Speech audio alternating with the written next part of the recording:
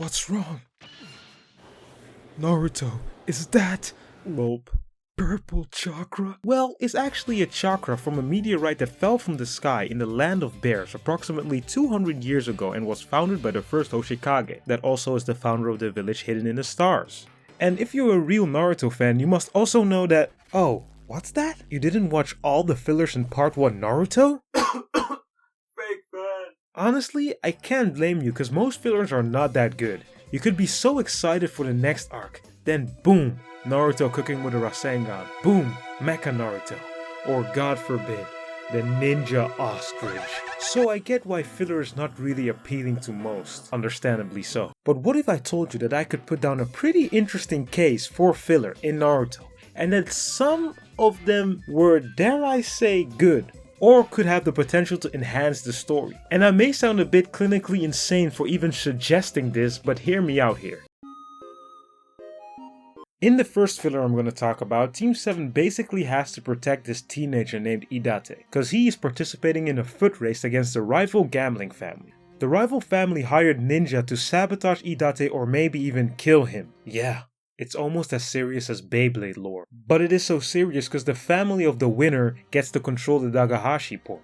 And one of the ninjas hired to sabotage Idate was a former Konoha shinobi with the freaking lightsaber. Foreshadowing for Boruto? But this arc is right after Sasuke got beaten by Itachi and was haunted by the fact that nothing had changed and that he still was not strong enough to kill him. In the manga, this was enough for Sasuke. But in the anime, they added another layer of Sasuke's inferiority complex in the Land of Tea escort mission. Like usual, Naruto shows his childishness and seeming incompetence at the start of this arc. But as the arc progresses, Naruto did show that he did some training with Jiraiya. For example, when they got ambushed by the Rain Village ninja and got dragged underwater, Naruto made shadow clones and used his experience of making the Rasengan to create a vortex, which saved Team 7, which even Sasuke had to admit was not bad. Then he sees Naruto run on water while carrying Sakura, displaying a higher level of chakra control that we have yet to see Sasuke use himself. So pay attention to Sasuke here. He's like, since when did he learn all that?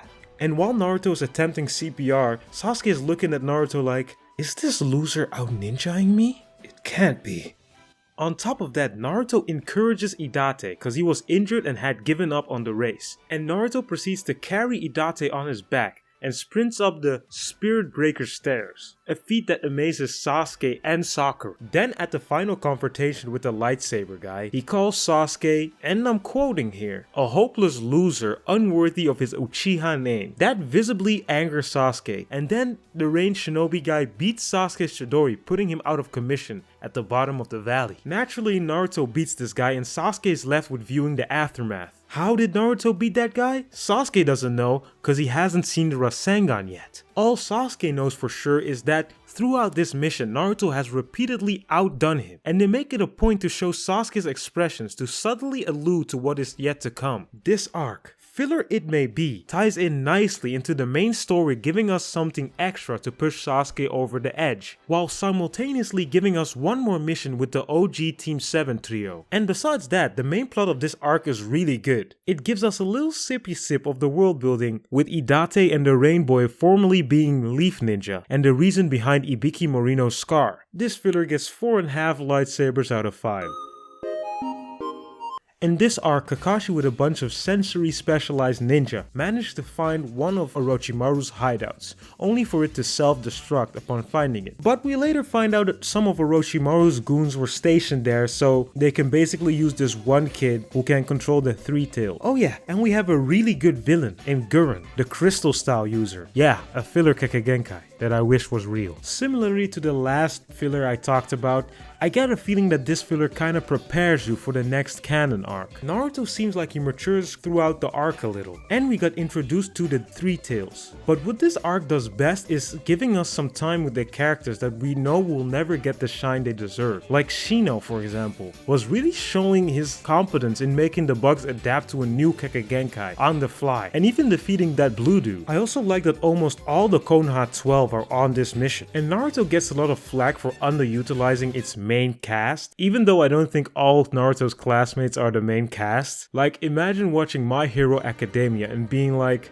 I can't believe Koda didn't have a 10 chapter long extensive backstory plus a 20 chapter long follow-up in his development, but it's pretty cool seeing them fight and use their individual specialties to help complete the mission. I like Gurren as a villain and her non-canon crystal style, and they did that whole cliche where the bad guy without a heart starts escorting a child and they develop like a parental love for the kid for the first time. Yeah, that was done pretty well. The humor in this arc is fine, maybe good, depending on what mood I'm in, but the arc does drag in the third act. This arc gets 5 3 tails out of 7. Yeah, this arc is pretty good. My guy basically battled all 3 rap sages at the same time. It was pretty epic. You should check it out. I don't really want to spoil it, but like 100 out of 10. The Starguard mission is one of the fillers that take place in the toxic wasteland of the 80 episode long filler hell, after Sasuke vs Naruto. But this filler always stuck out to me because of how big it made the world feel by seemingly adding a little village that would not come back at all. The filler starts off like any normal battle heavy filler does. Naruto gets a mission from Tsunade and gets paired up with a random squad, and they name drop Orochimaru. Sounds like something Orochimaru would want to get his hands on. That's how I got baited into watching so many fillers. They dangle that Sasuke-shaped carrot in front of you like maybe he shows up, maybe he doesn't, maybe this is canon. Who knows? So Tsunade gives Naruto and Team Guy a mission in the Land of Bears, where the village hidden in the stars lie. This village has a weird way of training. They harness the mysterious chakra from the meteorite that fell from the sky. The meteorite gives them powers like flight, abnormal sensory capabilities, healing, and a freaking stand. So Team Guy and Naruto need to protect that meteorite from getting stolen, but they find out that the leader of the village has some pretty shady business going on. The quality of this arc is just okay, to be honest, but we got introduced to a new village with a new way of training and a new form of chakra. It makes the Naruto world feel a bit larger and immersive, something that in my opinion was a bit lacking in OG Naruto. Like, the world building wasn't bad by any stretch of the imagination when you take into account history of the clans and villages and how everything came to be, but I wish we had more time going on missions in random little villages where they got their own unique original culture and different ways of fighting. And this filler does do that. Too bad we just didn't have a canon arc like this. I also find it funny that fillers usually look mediocre and then animators just lock in at some random point in the show like they were held at gunpoint. Anyway, this filler has a weird ending with the lady getting after death Nen and helping Naruto beat the main guy. This arc gets 3 meteorites out of 5. This arc starts off with a guy called Genya, who is canonically one of the hidden swordsmen of the mist, and he starts off the video Mr. Beast style by burying people alive. He basically does this for the weird cult he started. One of the cult victims escapes and lands in Konoha, so they send Team Guy and Naruto to investigate. I also like how, again, these fillers keep bending over backwards to convince you that somehow this is gonna get you to find Sasuke. Naruto, this dude we're supposed to fight is allegedly one of the hidden swordsmen of the mist, just like Zabuza. You know what that means, right? I suppose? He knows Kisame. And who's Kisame paired with in the Akatsuki?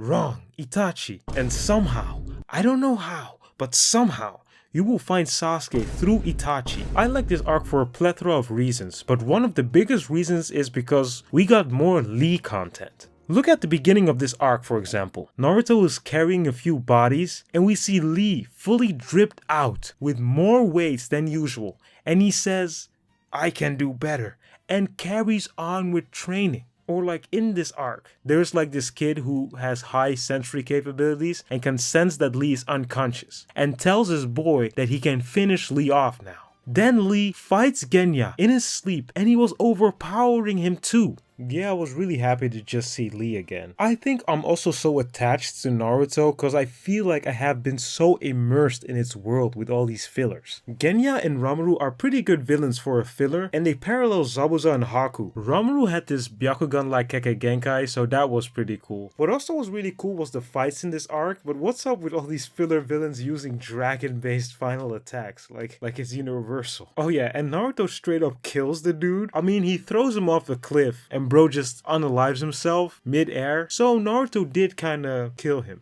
which is even referenced by Raiga's daughter in a filler in Boruto. So if you really think about it, Naruto kind of has a little fillermatic universe. This filler gets 4.5 graves out of 5. What I said earlier, you could say, Sai, are you so attached to Naruto because you watched the fillers? Or do you watch the fillers because you were so attached to Naruto? And truth be told, I don't know. But what I do know is that in my opinion, the fillers that I just mentioned in this video brought some value to the Naruto franchise that the canon was kind of lacking. I think these fillers gave me an appreciation for the Naruto world and a little bit more insight in the daily ninja grind. Naruto teaming up with a random squad to go to a distant land for a mission, done well, really appealed to me. And I don't think I'm even the only one, cause someone made a map of the Naruto world, including all these filler villages from all these arcs. Someone had to watch all these fillers and gathered the info from it. And some of you might say,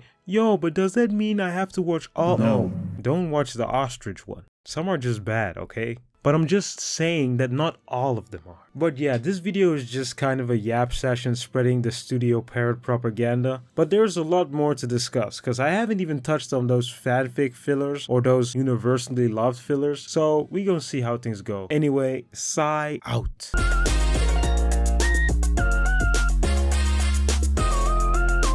I'm telling you now. I have plans that I cannot share with you right now because the haters will sabotage me. I have plans that I cannot share with you right now because the haters will sabotage me. I have plans that I will not share right now because the haters will sabotage me. But I got some stuff in the works.